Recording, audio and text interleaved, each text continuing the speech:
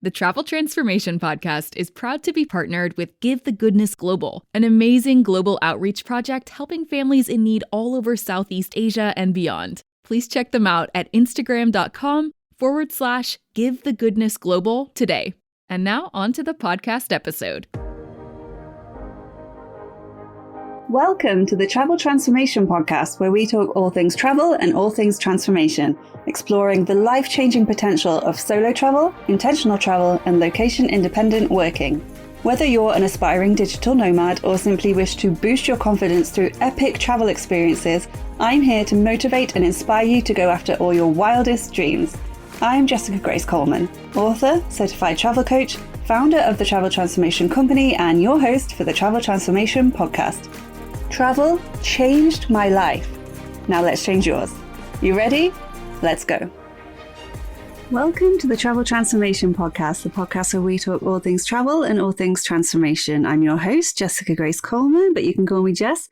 And I just want to apologize if you can hear there's a washing machine in the background and can kind of hear it in the pipes. I don't know if you'll be able to hear it, but I just wanted to point that out if you're wondering what the noise is in the background.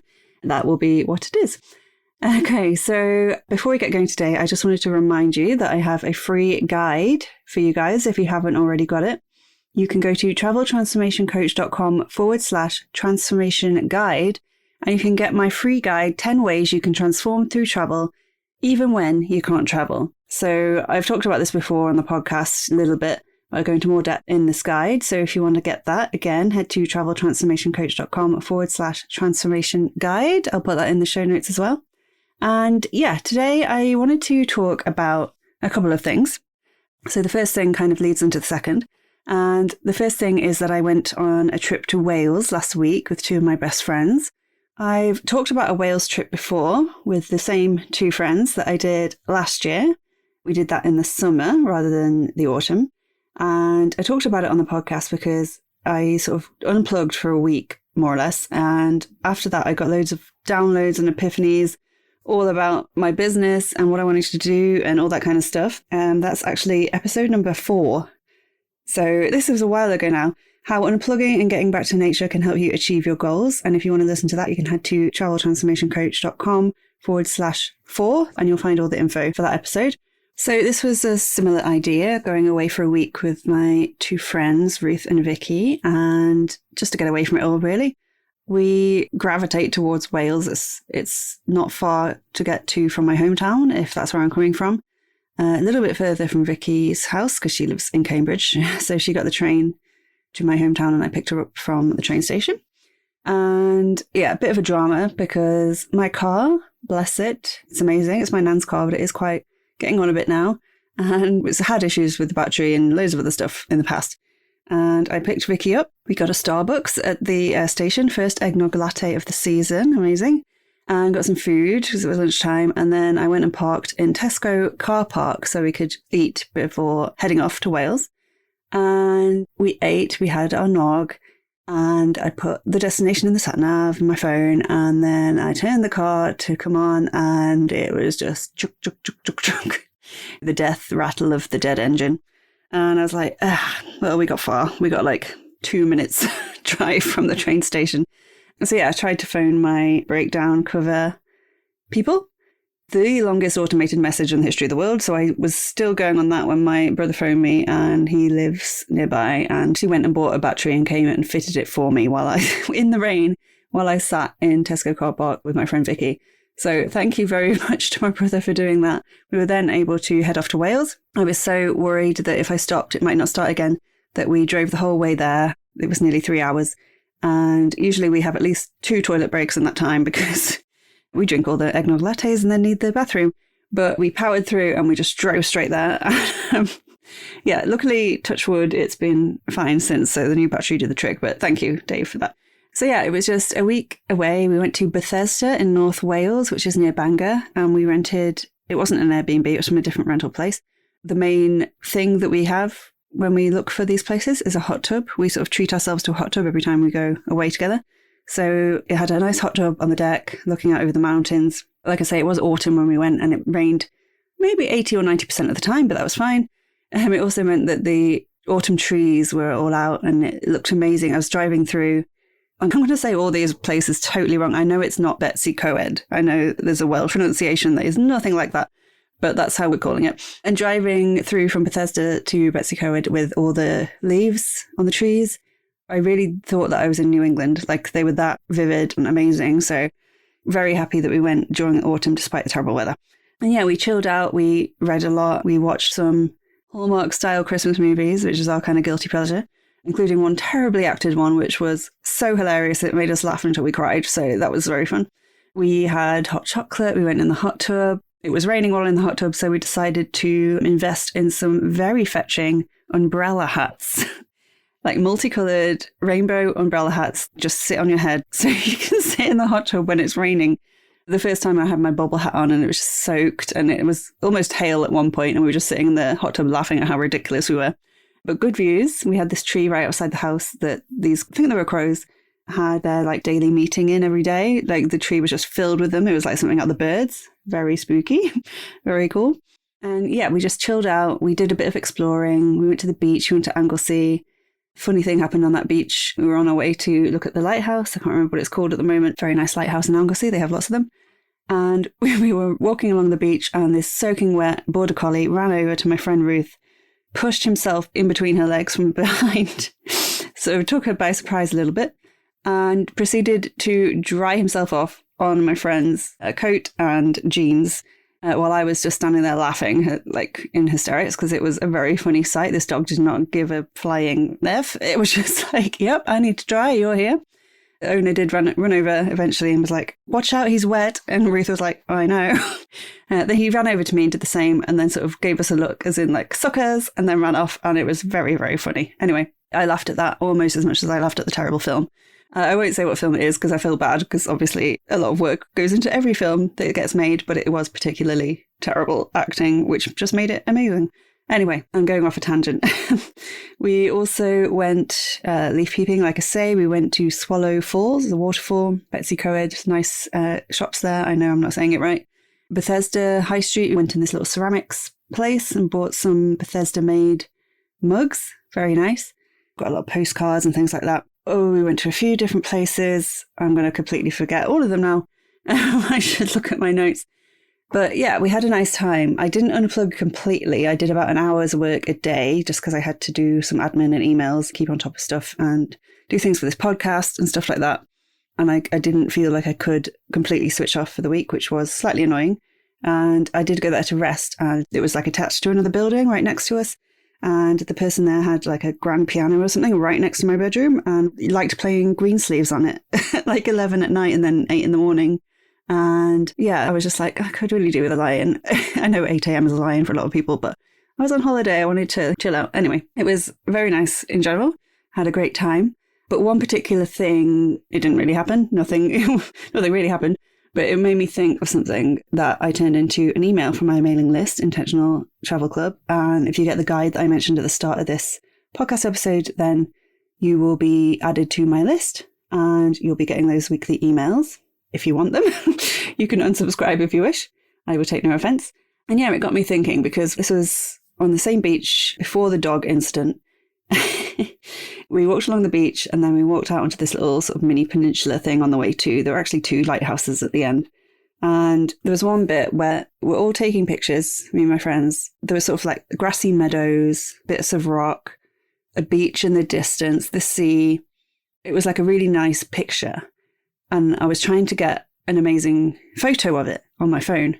But you know, when you're in the wrong position in the sun and my shadow was just like taking up half of the picture. And I was like, oh man, what? This is so annoying. It's like the perfect picture, but all you can see is my shadow. And I joked to my friends, oh, look, there's me again, getting in my own way.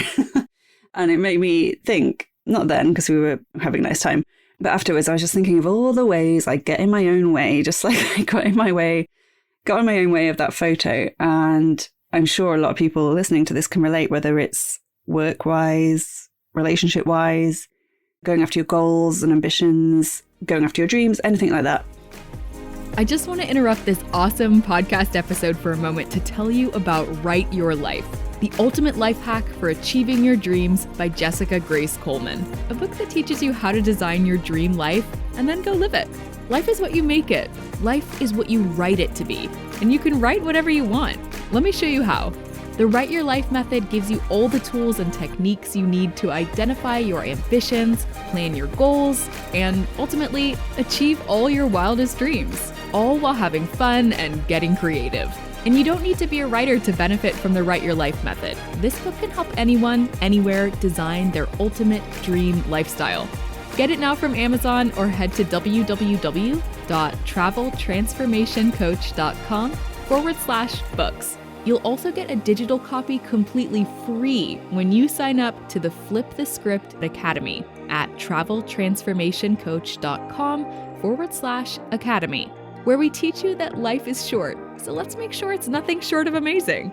And now let's get back to the Travel Transformation Podcast. I'm sure we all self-sabotage in our own ways. I think it's a universal struggle. We stand in our own light, we block the magic we could be experiencing, we ruin the picture.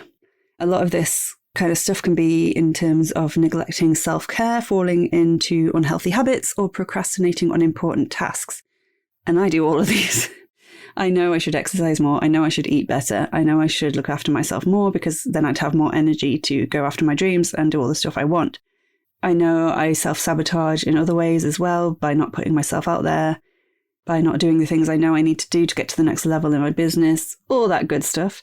And yeah, this photo made me think of it. And then I thought maybe I'd open this up to you guys. So anyone listening to this, you probably know inherently that you self-sabotage on different levels, but how often do you actually sit with it, think about it, identify these things you're doing to stop yourself getting to the next level and actually do something about it? And it can be something as simple as you might enjoy a glass of wine like every night or every few nights or whatever, just to unwind after work. And that's fine. But as I get older, I find that even one glass of wine or one glass of something makes me feel like really not great the next day. It might not be like a huge thing, like you don't have to be hungover, but I don't sleep as well if I've been drinking, even like a glass of something. And that makes me more irritable the next day. It makes my energy levels go down.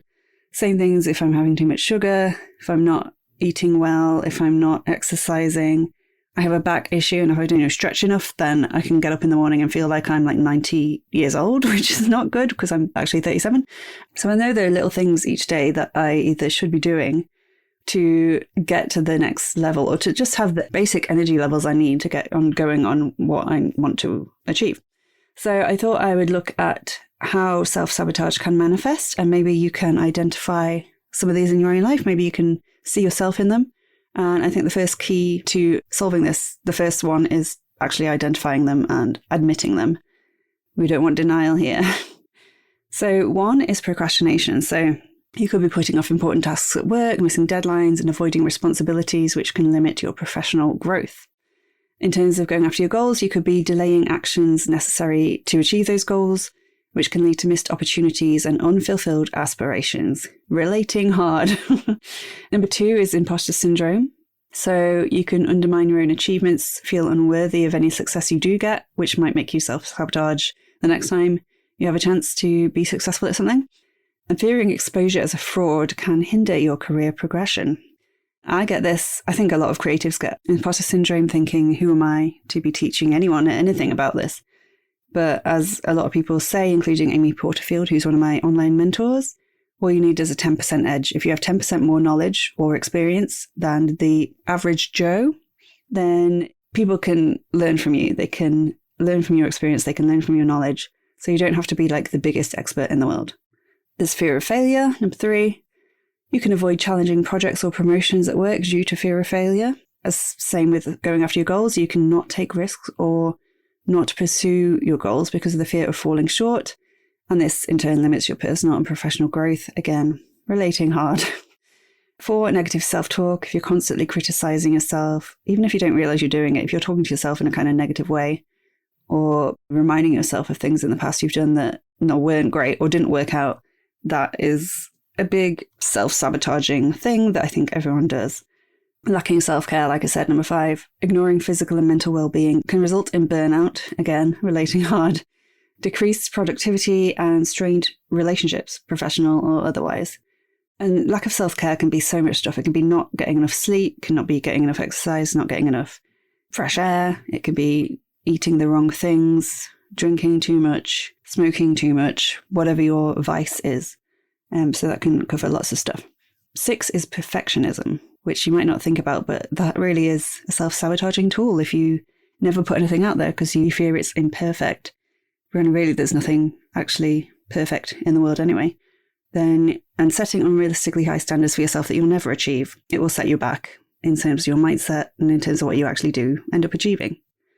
Number 7, comfort zones. Getting stuck in your comfort zones, that can be a big self-sabotaging thing that we all do. We don't go after new opportunities because they're too scary, so we just stick with the familiar and never actually grow, which I have definitely done for many years. Number 8 is people pleasing. So this can actually be a really bad thing if all you're trying to do is people please and you neglect your own self and your own goals and ambitions because of it. 9, lack of boundaries. Again, failing to establish healthy boundaries at work or in your life in general can lead to burnout and compromising your goals. Not good. And number 10 is self-comparison. Comparing yourself to others, especially on things like social media, can make you feel inadequate. It can make you feel like you're a failure, like you haven't achieved anything in your life. Can you tell I'm talking from experience here? Yeah, just stop comparing yourself to others. They're on a completely different timeline to you. They might have completely different goals to you. And if you do compare yourself to others and find yourself lacking in your own mind, then that can lead to self-sabotage of all kinds of things because you never think you're going to get there. So how can we overcome these self-sabotaging behaviors? Like I say, I think the first thing is to actually identify that we have them, that we do them, and identify what they actually are. Number 1, how do we overcome these? Is to cultivate self-awareness, like I just said. So identify the patterns of self-sabotage as well as like what you do and identify what triggers them. Because, like I say, it might be scrolling through social media and comparing yourself to someone else. And then you can actually regularly reflect on these thoughts, emotions, and behaviors. Number 2 is to set realistic goals. So, like we said before, if you're a perfectionist and you set really unrealistically high standards for yourself, you need to stop doing that and break down larger goals into smaller, manageable tasks. Also celebrate small victories to boost your confidence and motivation. That's something I should do, but I don't. 3 is challenge perfectionism. So embrace the concept of progress, not perfection. And I know that's easier said than done if you're a perfectionist yourself. 4 is cultivate a positive mindset. So try to replace that negative self-talk with positive affirmations. Again, easier said than done, but the more you do it, the easier it becomes. 5 is to develop healthy habits. So replace your rubbish, like self-care, with good self-care. Prioritize sleep, nutrition, and exercise, and establish routines that contribute to both your physical and mental well-being. Number 6 is to face your fear of failure. I talk about this so much. Failure isn't inherently bad. It teaches us things. It makes us grow, and we shouldn't be fearing it. We should be going out there and facing it. Number 7 is establish boundaries. Like we said, this is one of the things we need to learn to do, to say no, so we don't overcommit ourselves. I can really relate with this. And yeah, just get used to communicating your boundaries assertively, but politely. 8 is seek support. So share your goals and challenges with people you trust and surround yourself with a supportive network that encourages growth, that doesn't encourage all the unhealthy habits we were talking about. 9 is to break free from comparison. So if you know that one of your triggers is scrolling through social media and comparing yourself to other people, maybe try to stop doing that. I know, again, easier said than done. But again, it's a habit that we can cultivate. And 10 is visualize your success. So create a clear mental image of your goals and the steps needed to achieve them. And then anything that doesn't head towards that, you can ditch, basically. Obviously, add in time to relax and to get away from it all, to go to Wales and sit in a hot tub in the rain or whatever you need to do. But keep that in mind and, maybe have your 3rd glass of wine and think, is this going to help me tomorrow, my future self, or is it going to keep my energy levels low? So, yeah, just remember that overcoming self-sabotage, I think, is something we all have to work on. It's a gradual process. I'm sure setbacks will occur, but just be patient and compassionate with yourself and celebrate any progress you make along the way. And I encourage you to do that in life and in business and whatever you're doing anyway. And of course, if you do have self-sabotaging behaviours that persist and that are really, really holding you back in life, you can always seek professional guidance from a therapist or a counsellor who will be able to help you through it and hopefully help you build healthier habits to help you in the future. So yeah, I just wanted to go over that. My Wales trip, the realisation I had when I was taking that photo of me standing in my own way again, which led to me looking at where I'm standing in my own way in my life. And yeah, spoiler alert, I'm standing in my way a lot in every single area of my life right now. So that is something I need to work on. And I just wanted to bring it up in case there's something you need to work on, but you hadn't really thought about it, or you hadn't taken the time to really sit and identify the patterns and come up with ideas of how to get over them. So I hope this helped. If it did, let me know. You can DM me on Instagram at Travel Transformation Coach, or you can email me at info@traveltransformationcoach.com. I'd love to hear all about your self-sabotaging behaviours and how you plan to overcome them, or how you've overcome them in the past. And yes, please let me know. If you have any recommendations for anywhere in Wales with a hot tub, I'm always looking for somewhere. Probably going to go again next year. So yes, please let me know that. And until next time, I'll catch you on the flip side. Bye. Thank you for listening to the Travel Transformation Podcast with me, Jessica Grace Coleman. If you enjoyed this episode, I would really appreciate it if you could please subscribe, rate and review, and spread the word, because it's my mission to help as many people as possible to flip the script on their lives and transform through travel. And remember, life is short, so let's make sure it's nothing short of amazing. Until next time, I'll catch you on the flip side.